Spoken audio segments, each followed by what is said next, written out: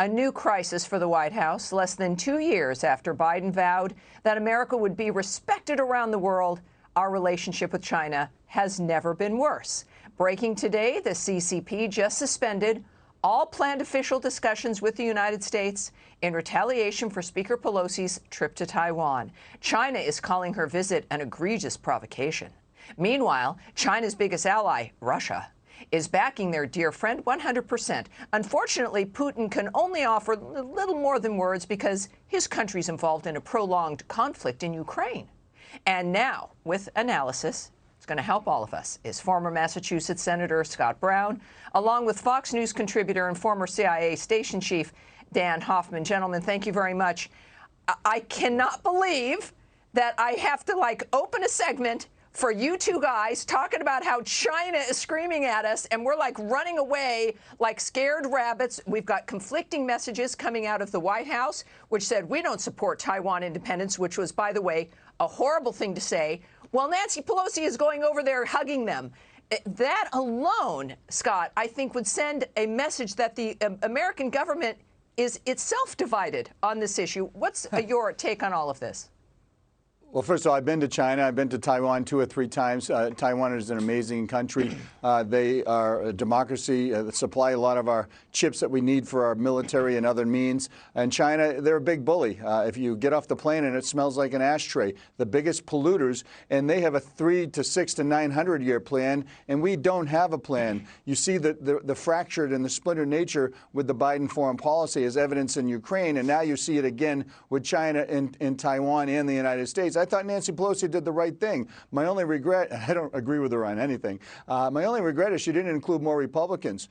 She has the right to travel. She has the right to go to anywhere she wants. We are the United States of America. And Joe Biden should not have basically, thrown her out the door and under the carpet. And he needs to stand up to China because they're a bully. They're using the WTO to take advantage of a developing nation status, and they're wrong. So I don't want to take Dan's time, but I want to hear what he has to say and as also well, the World Health Organization is another example of what China seems to control.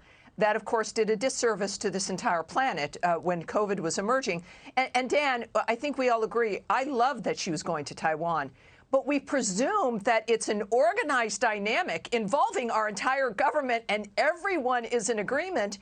And we're not going to display, the family fight in front of the enemy, which they then know. And I think it inspires them. And they use that and figure they can even do more and move forward even more aggressively. Normally, this should have been a visit that reinforced our strength and our support of a friend. And would you agree that it seems to have done the opposite at this point?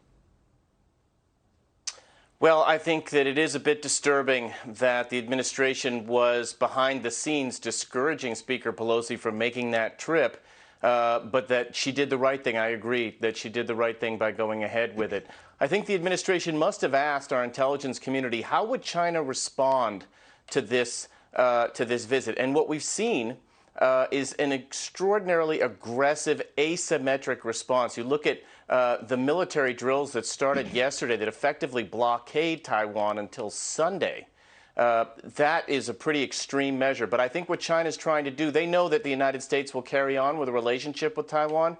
They are trying to deliver a stark message, a clear one, to those countries in the region and beyond, that the cost of a relationship with Taiwan is simply too high and they shouldn't do it. China is seeking to isolate Taiwan fully, and this administration, I agree with Senator Brown, needs to push back with a real strategy to prevent that from happening. All right, well, what would that be? Because when we say that China's sending a message that the cost is too high to do this, what would that cost be? Would they take? There are other islands that are close to Taiwan. Would they take those?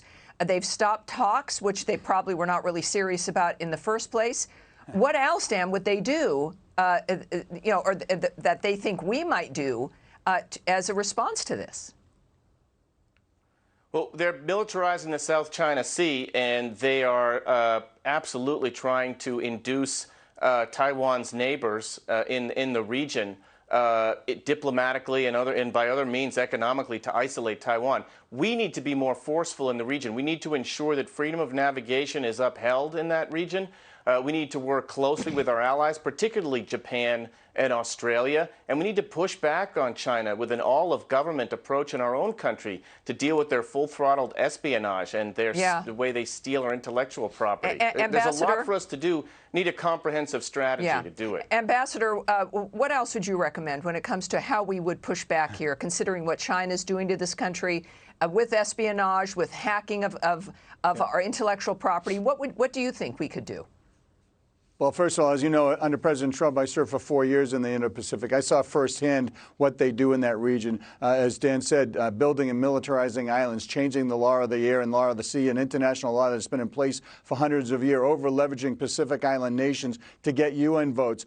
They're very methodical and thoughtful. They bring in people to build a project. They bring the people, the food, the architectural supplies. They leave the people there, and they slowly but surely take over these island nations. One of the things that we need to do is we need to do free trade deals with a lot of these individual countries. We need to give them the support. For example, in New Zealand, we don't have a trade deal. It's been promised since 1954. We have one now, a version of it, but they need the backbone, and we're not giving them these areas the support that they need from the United States. You know, it's a I'll tell you. no-brainer. When we think about backbone, one does not normally think of Joe Biden. Gentlemen, thank you very much. We've got obviously a lot on our plate. Thank you very much. Hey, Sean Hannity here. Hey, click here to subscribe to Fox News YouTube page and catch our hottest interviews and most compelling analysis. You will not get it anywhere else.